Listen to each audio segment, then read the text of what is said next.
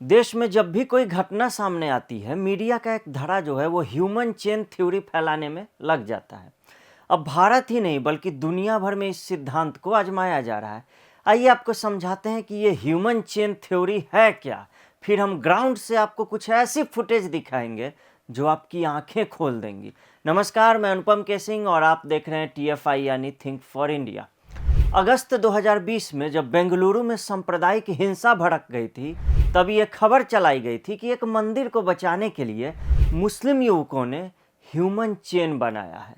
इसी तरह फरवरी 2020 में जब दिल्ली में हिंदू विरोधी दंगे हुए, तब भी ये खबर चलाई गई कि चांदबाग स्थित मंदिर को मुस्लिम युवकों ने ह्यूमन चेन बनाकर बचाया है। इसी तरह अभी अगस्त 2024 में बांग्लादेश में हिंदुओं का नरसंहार हुआ, तभी सोशल मीडिया पर तस्वीरें फैलाकर कहा गया कि मुस्लिम ह्यूमन चेन बनाकर मंदिरों को बचा रहे हैं। हालांकि अगर इन खबरों को सच भी मान लें, फिर भी इस दौरान ये नहीं बताया जाता है कि आखिर किन लोगों से मंदिरों को बचाने के लिए ये ह्यूमन चेन बनाई जाती है। एलियंस से, मंगल ग्रह या प्लूटो से उतरे हुए प्राणियों से। अब बारी जो है वो महाकुंभ की है। हम सबको पता है कि मौनी अमावस्या के दिन 29 जनवरी 2025 को रात के 1:30 बजे प्रयागराज में भगदड़ मचता है। भगदड़ की वजह से मौतें होती हैं। इसके बाद सोशल मीडिया पर कई तरह की स्टोरीज जो है वो चलने लगती हैं।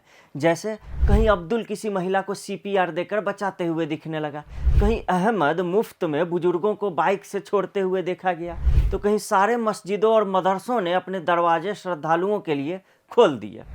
तो ये उस तरह के नैरेटिव हैं जिन्हें आप समझ लीजिए कि बार बार प्रसारित किया गया। TFI की टीम ने ग्राउंड पर जाकर इसकी पड़ताल की और देखिए हमें क्या मिला है।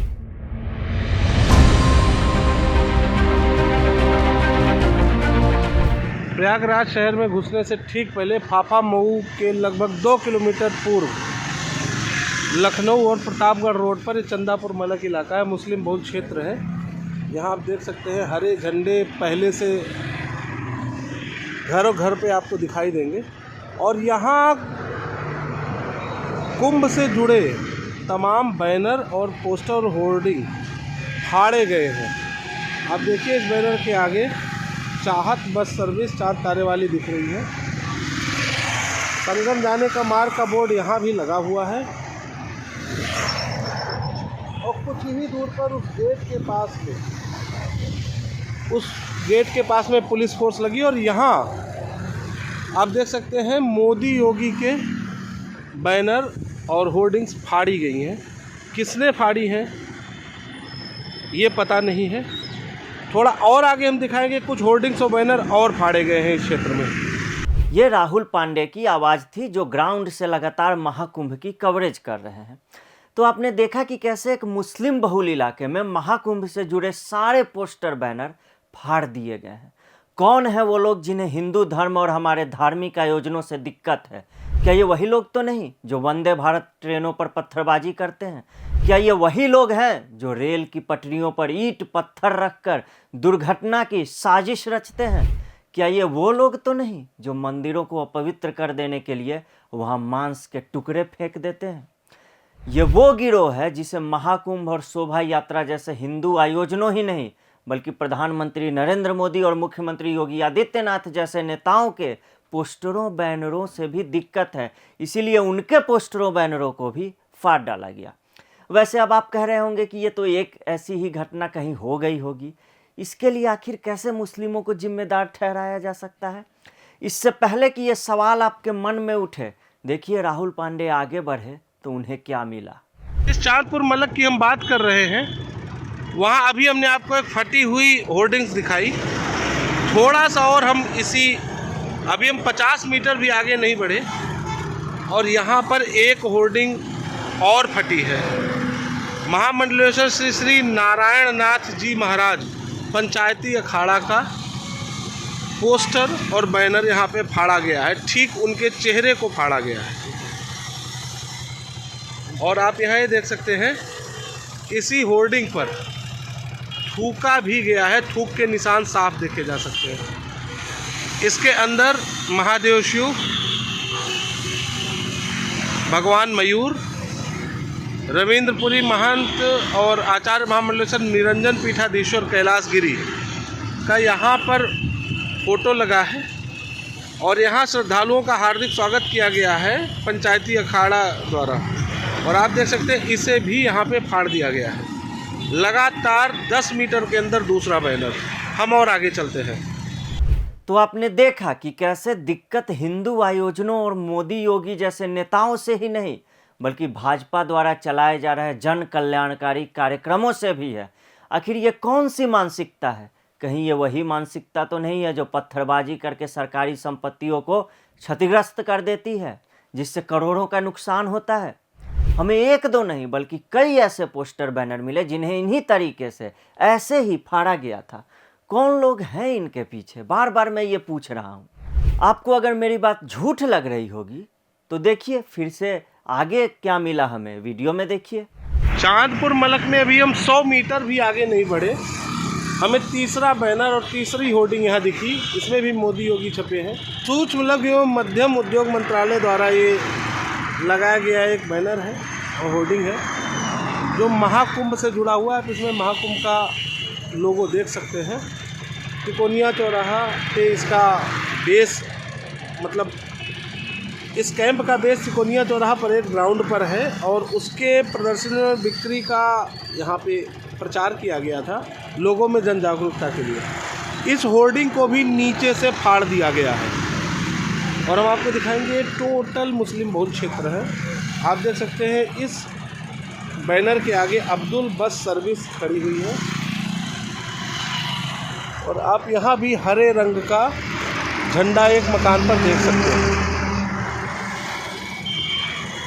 हमारे रिपोर्टर जब आगे बढ़े तब उन्हें जो देखने को मिला वो और भी चौंकाने वाला था। महाकुंभ और मोदी योगी से जुड़े पोस्टर बैनर तो फाड़ ही डाले गए थे, लेकिन कुछ ऐसी चीज़ें थी जो एकदम सुरक्षित थी। आप जानना चाहते हैं वो क्या चीज़ थी? हरे रंग के इस्लामी झंडे। जी हाँ, हरे रंग के इस्लामी झंडे को किसी ने जरा सा भी छुआ तक भी नहीं। बाकी आप समझदार हैं, समझ जाइए कि वो कौन लोग होते हैं जो हरे रंग के झंडे को तो छोड़ देते हैं और महाकुंभ के पोस्टरों को फाड़ डालते हैं।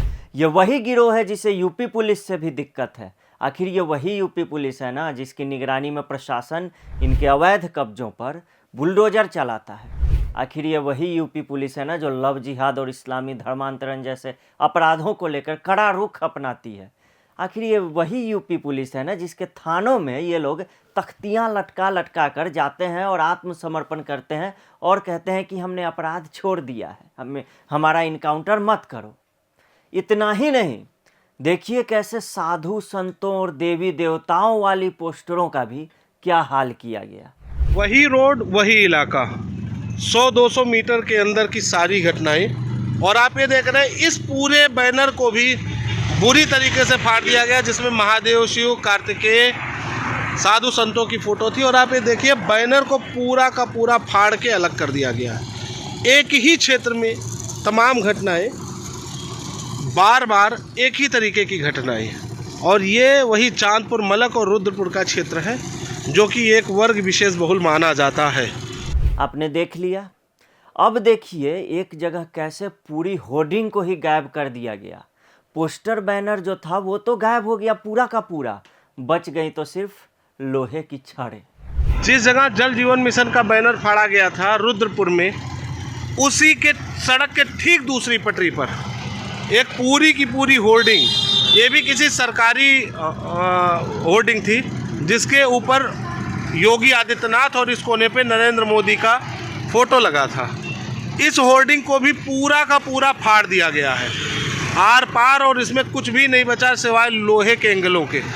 यदि ये चोरी जैसी कोई घटना होती तो निश्चित रूप से यहाँ का लोहा चोरी हुआ होता और लोहा चोरी होता, लेकिन लोहा यहाँ ज्यों का त्यों सुरक्षित है। तो जाहिर सी बात है इसमें कोई ऐसी हरकत कर रहा है जिसको ना सिर्फ साधु संतों बल्कि मोदी और योगी से अथाह नफरत है, क्योंकि उन्हीं बैनरों को टारगेट किया गया। जैसे ऊपर संगम मेला क्षेत्र में ये बैनर ज्यों का त्यों सुरक्षित है, लेकिन ये होर्डिंग्स पूरी तरीके से फाड़ दी गई है और अंदर एक बुर्का वाली, मतलब हिजाबी खातून भी मौजूद है घर के अंदर। तो देखा आपने, क्या हिंदू अपने ही आयोजनों का बैनर फाड़ रहे हैं? क्या हिंदू अपने ही धार्मिक आयोजनों से नफरत करने लगे हैं?